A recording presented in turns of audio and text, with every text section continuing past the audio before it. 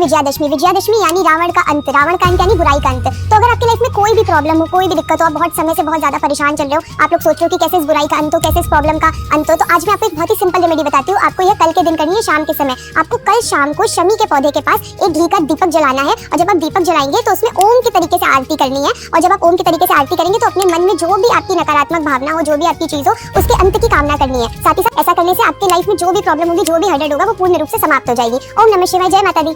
तो देखिए, भगवान सबको मौका देते हैं अपने पापों को धोने का। तो 14 अक्टूबर को पड़ेगी पापन कुशा एकादशी। तो आपको सिर्फ करना इतना है कि कुशा को अपनी अनामिका उंगली यानी रिंग फिंगर में डालना है। अगर आप सीधे हाथ से ज्यादा काम करते हैं तो सीधे हाथ की रिंग फिंगर में डालिए, या फिर उल्टे हाथ की। और इसके बाद आपको तिल के तेल का दिया जलाना है और विष्णु सहस्त्र नाम का पाठ करना है इस मुहूर्त में। इससे आपको नरक का द्वार नहीं देखना पड़ेगा और आपके सारे पापों का नाश होगा। तो इसी बात पे बोलिए हरे कृष्णा, हर हर महादेव। बहुत सारे त्योहारों के दिन आ रहे हैं, तो आप छोटे छोटे मिस्टेक जो आप पूजा करते वक्त करते हैं, उसके लिए कुछ टिप्स हैं जो ध्यान रखिए। पहली चीज़ कि हमेशा धूप जलाइए, फिर दीपक जलाइए। एक दीपक से दीपक मत जलाइए। तुलसा जी में हमेशा फूल बाती ही लगती है। जितनी भी देवियों की हम पूजा करते हैं उसमें हम लंबी बातियाँ लगाते हैं। जो पितरों के लिए आप दिया लगाते हैं वो भी हमेशा लंबी बाती होती है, और जो देवताओं के दिए बनते हैं उसकी गोल बाती होती है। अब सूर्य को जो जल देते हैं तो वो जो जल गिरता है, अगर वो फर्श पे ना गिर के पौधों में घास पे गिरे तो बहुत अच्छा है, मगर तुलसा सिंह पे वो जल नहीं गिरना चाहिए। तो अब इन त्योहारों में इन सब चीज़ों का ध्यान रखिए। अष्टमी नवमी, ये जब हम कंजकें या कन्याएं जब बुलाते हैं तो उन्हें हम क्या दें कि वो हमारे लिए शुभ हो। तो अष्टमी के दिन जो लोग भी अष्टमी कर रहे हैं वो उस दिन कंजकों को कुछ भी पढ़ाई से रिलेटेड सामान ज़रूर दें, और कोई हेयर क्लिप या कोई बैंड ये ज़रूर दें तो बहुत अच्छा रहेगा। और जो लोग नवमी कर रहे हैं वो लोग हो सकें तो थोड़ी खीर ज़रूर बना लें, हलवा पूरी चने के अलावा। साथ के अंदर पढ़ाई से रिलेटेड चीज़ और कोई भी कपड़े वाली चीज़ ज़रूर दें, यानी कि हैंकी दे दें, या जो भी आपकी इच्छा है। तो कुछ भी कपड़ा, चुन्नी, हैंकी जो चाहे वो दे सकते हैं। तो आपको कन्या पूजन में इस बात का जरूर ध्यान रखना है। आप कन्या पूजन अष्टमी या नवमी अपने नियम के अनुसार कर सकते हैं, लेकिन जिन भी कन्याओं को आप जीने के लिए, खाना खिलाने के लिए, पूजा के लिए घर पे बुलाएंगे वो सारी कुंवारी होनी चाहिए। और यहाँ कुंवारी का मतलब है जिनको मेंस्ट्रुएशन चालू नहीं हुए हैं, क्योंकि मंथली साइकिल स्टार्ट होने के बाद उनको अर्ध कुंवारी माना जाता है और उनको कुंवारी कन्या के रूप में नहीं पूजा जाता। और 9 कुंवारी कन्याओं के साथ 2 बटुक यानी लड़कों को भी बुलाएं, जो कि भैरव जी और हनुमान जी को दर्शाते हैं, क्योंकि हनुमान जी ने भैरव से माता की रक्षा की थी, और भैरव वध के बाद माता ने हनुमान जी और भैरव जी को वरदान दिया था कि इनकी पूजा के बिना माता की पूजा अधूरी मानी जाएगी, और इन बच्चों की भी उम्र 10 से 12 साल के अंदर होनी चाहिए। तो जोर से बोलिए जय माता दी, हर हर महादेव। क्या आप देवी कालरात्रि की कहानी जानते हैं?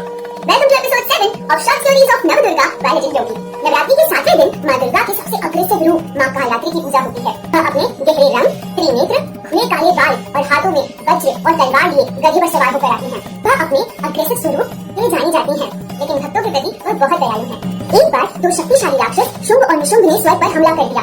देवी पार्वती ने उन्हें हराने के लिए मां कालरात्रि का रूप धारण कर लिया। वही युद्ध में उनका सामना राक्षस रक्तबीज से हुआ, जिसके पास एक अनोखी शक्ति थी। उसकी खून की बूंद जहाँ गिरती वहीं से उसके जैसा एक और राक्षस पैदा हो जाता। उसे रोकने के लिए मां कालरात्रि ने उसका खून पिया और अंत में उसे हरा दिया। मां कालरात्रि बुराई और अंधकार के विनाश का प्रतीक है, जो अपने भक्तों के लिए प्रकाश और सुरक्षा लाती है। हमारी भारतीय संस्कृति और त्योहारों के बारे में ऐसी रोचक जानकारियाँ पाने के लिए मेरे योगी को फॉलो करें। काली की पूजा से व्यक्ति का ऑरा बहुत ज्यादा पॉजिटिव होता है, और व्यक्ति के अंदर एक तरह का साहस और सुरक्षा खुद ब खुद आ जाता है। इसके अलावा आप अपने दुश्मनों को भी हरा सकते हैं। उनकी पूजा अर्चना करने से इंसान को अल्प आयु में मृत्यु होने का खतरा भी नहीं रहता। अगर आप भी महाविद्या माँ काली का आशीर्वाद पाना चाहते हैं तो आपको स्क्रीन पर दिख रहे मंत्र का 108 बार सच्ची श्रद्धा के साथ जाप करना चाहिए। और ये मंत्र है ओम क्रीम क्रीम क्रीम रिम रिम दक्षिणे कालिका क्रीम क्रीम क्रीम रिम रिम स्वाहा। In certain parts of India, Ma Saraswati is worshipped in the last 3 days of Navratri. She is the embodiment of knowledge. She blesses us with the ability to learn and acquire new skills.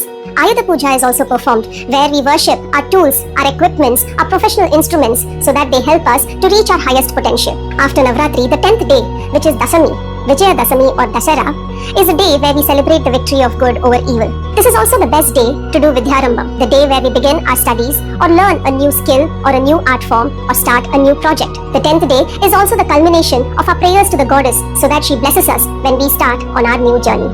Hari Om.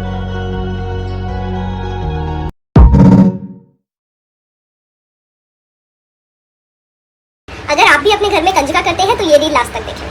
कंजका जो है वो 9 लड़कियों के साथ करी जाती है। छोटी यंग गर्ल्स को बुलाया जाता है क्योंकि ऐसा माना जाता है they are the purest soul. इनके मन में छल कपट नहीं होता और वो देवी के 9 रूपों को दर्शाते हैं। जब वो आपके घर में आगमन करें तो घर में आगमन करने से पहले उनके पैर जरूर धोएं और मेक श्योर करें कि उनको आप टीका और कलावा जरूर लगाएं।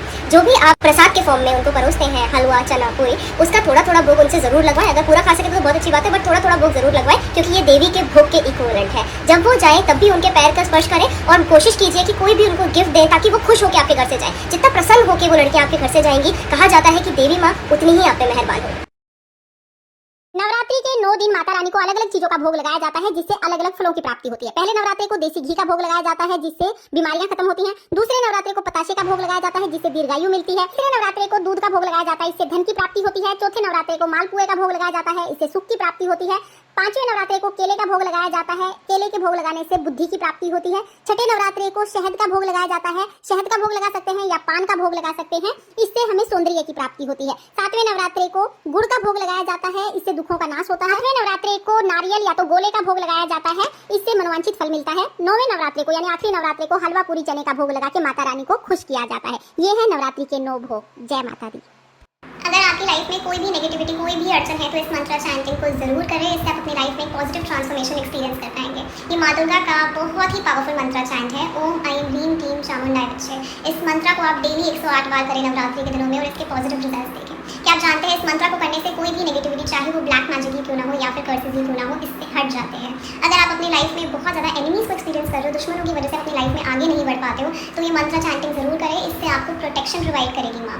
साथ में इस मंत्रा चैंटिंग को करने से कोई भी हेल्थ प्रॉब्लम हो, चाहे वो मेंटल हेल्थ प्रॉब्लम ही क्यों ना हो, बहुत ज़्यादा आपको बेनिफिट्स दिखेंगे इस मंत्रा के। नवरात्रि के दिनों में डेली फेथ के साथ चैंट करें ताकि माँ आपको बहुत सारी ब्लेसिंग्स दे। जय माता दी एवरीवन। नवरात्रों में रोज हवन कैसे करें, माता रानी को भोग कैसे लगाएं? तो देखिए, या तो आप गाय के गोबर का उपला ले लें या आप कपूर भी ले सकते हैं। इस तरह से अच्छे से जला लीजिएगा। उसके बाद हवन सामग्री लेके, अगर आपको कोई मंत्र आता है माता रानी का तो वो बोल लीजिए, नहीं तो आप ओम भूर्भुवः की या तो 21, 11 या 5 आहुति दे दें। उसके बाद लौंग का जोड़ा आप जरूर चढ़ाएं, थोड़ा सा घी लगा के। लौंग आपकी खंडित ना हो, उसका जो फूल है वो होना चाहिए। सभी के नाम का एक जोड़ा चढ़ाते हैं घी लगा के। उसके बाद आप पताशा चढ़ा सकते हैं, पंचमेवा चढ़ा सकते हैं, कोई भी जो भोग प्रसाद आप लगाना चाहते हो वो लगा सकते हैं। माता रानी को झूठा करा के इस तरह से आप इस अग्नि में डाल दीजिए। और माता रानी को ना पान बहुत प्रिय होता है, तो आप पान का भोग तो जरूर से लगाएं इस तरह से। और पान क्योंकि थोड़ा सा गीला होता है ना तो जलता नहीं है, आप घी डाल दें ऊपर से। बाकी माता रानी के 9 दिन के 9 प्रिय भोग होते हैं, आप वो भी लगा सकते हैं। थोड़ा सा जल का छींटा देंगे भोग लगाने के बाद, तभी भोग संपूर्ण माना जाता है। वीडियो अच्छी लगी हो तो लाइक शेयर सब्सक्राइब करें। जय माता दी। कन्या पूजन के बाद जब कन्याएं जाने लगती हैं, उसके थोड़ी देर पहले उन कन्याओं के हाथ में थोड़े थोड़े चावल दे देने चाहिए। फिर कुछ ही समय बाद उन चावल को अपने पल्लू में ले लेने चाहिए और थोड़े से चावल अपने सिर पर डलवा लेने चाहिए। ऐसा कहते हैं कि जब कन्या रूपी देवी आपके घर में आगमन करती है तो वो अपना आशीर्वाद आपको उन चावल के रूप में ही देती है, जिससे तो इस बार अष्टमी और नवमी तिथि एक ही दिन पड़ने वाली है, यानी 11 अक्टूबर को। तो कन्या पूजन भी सिर्फ एक ही दिन किया जाएगा। तो इस वर्ष अष्टमी तिथि 10 अक्टूबर को दोपहर 12:31 से शुरू होकर 11 अक्टूबर दोपहर 12:06 तक ही रहने वाली है। और नवमी की तिथि 11 अक्टूबर को ही 12:06 से शुरू होकर 12 अक्टूबर को 10 बजे तक करीब रहने वाली है। और उसके बाद दशमी और दशहरे की तिथि शुरू हो जाएगी। इसलिए अष्टमी और नवमी का व्रत, पारण और कन्या पूजन सभी 11 अक्टूबर को ही किया जाएगा। तो इसी बात पे बोलिए जय माता दी, हर हर Mahadev. Over the 9 days of Navratri, we worship the Divine Mother with great devotion. On the first 3 nights, Durga, or the destructive aspect of the mother, is worshipped. On the next 3 nights, it is the creative aspect, or Lakshmi, that is prayed to. And on the last 3 nights, it is the knowledge aspect, or Saraswati, that is invoked. The great saint Swami Shivananda explains the significance of this sequence. When the Devi is worshipped as Durga, she first destroys the evil tendencies in our mind. Then as Lakshmi, she gives us the Devi Sampat, or the divine qualities that lead to spiritual unfoldment. Then as Saraswati, she bestows true knowledge on us. The 10th day, that is known as Vijayadashmi, commemorates the victory of knowledge over ignorance and goodness over evil. Jai Mata Di. आप सबने कभी ना कभी ये जरूर सुना होगा कि माता की सवारी इस बार हाथी पे आ रही है या घोड़े पे, पालकी पे या नाव पे आ रही है। और उसी से संबंधित कुछ विद्वान इस तरह से बात करते हैं कि इस बार सवारी इस चीज पे आ रही है तो ये शुभ है या फिर ये अशुभ है। तो I am here to clarify that thing. सबसे पहले मैं आपको ये बताती हूँ कि कैसे डिसाइड होता है कि माता किस पे सवार होकर आ रही है। अगर आपके नवरात्रे मंडे या संडे से शुरू हो रहे हैं तो माता हाथी पे आती हैं। और अगर आपके नवरात्रे ट्यूसडे या सैटरडे से शुरू हो रहे हैं तो माता घोड़े पर आती हैं। और अगर थर्सडे या फ्राइडे से शुरू हो रहे हैं तो माता रानी पालकी में बैठकर आती हैं या फिर डोली में बैठकर आती हैं। और अगर आपके नवरात्रे वेडनेसडे से शुरू हो रहे हैं तो माता रानी नाव पे बैठकर आती हैं।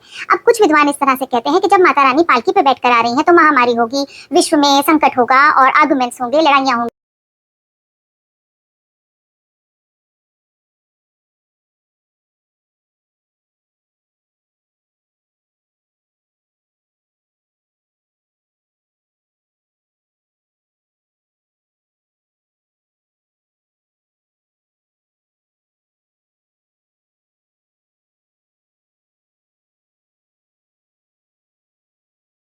दोस्तों जय श्री कृष्णा, राधे राधे। आज मैं आपको खुशहाल जीवन की गारंटी देने वाली 8 बहुत ही सुंदर बातें बताने जा रही हूँ। ध्यान से सुनिएगा।